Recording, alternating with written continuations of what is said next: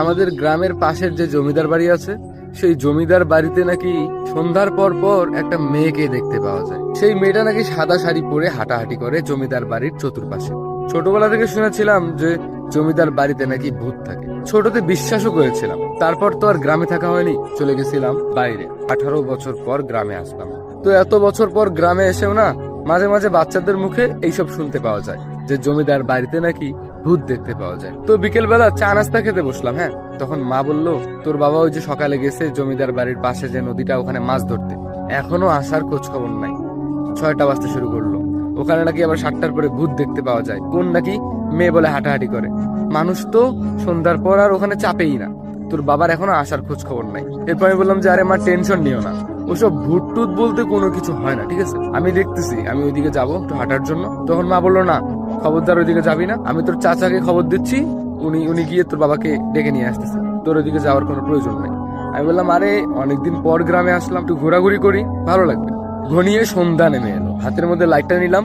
লাইটটা নিয়ে মনের মধ্যে একটা কৌতূহল সৃষ্টি হলো যে আজকে আমি ভূত দেখবো।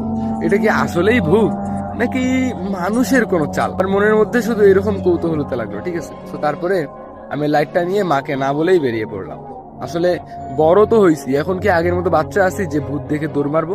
ভূতের সাথে কথা বলতে হবে যে ভূত তুমি কি চাও, তুমি এখানে ঘোরাঘুরি কেন করো? আসলে ভূত টুত বলতে কিছু হয় না, এগুলা ছোটতে যা মানুষ ভয় দেখাচ্ছিল সেটাই। কিন্তু আসলেই এখন ভূত টুতে এসবে বিশ্বাস হয় না, কোনোদিন কোনো কিছু দেখিও নাই। লাইট নিয়ে যাচ্ছিলাম, কিছু দূর যাওয়ার পরে রাস্তায় বাবার সাথে দেখা। বাবা বললো, কোথায় যাচ্ছিস?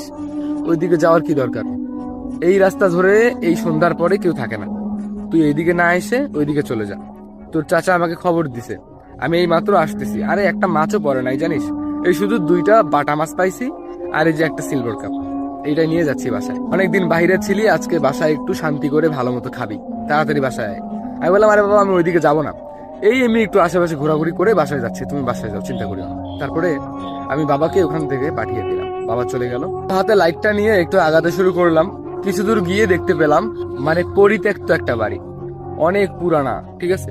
সবাই জমিদার বাড়ি নামেই চেনে, আবার অনেকেই বলে রাজবাড়ি, আবার অনেকেই বলে ভুতুরে বাড়ি।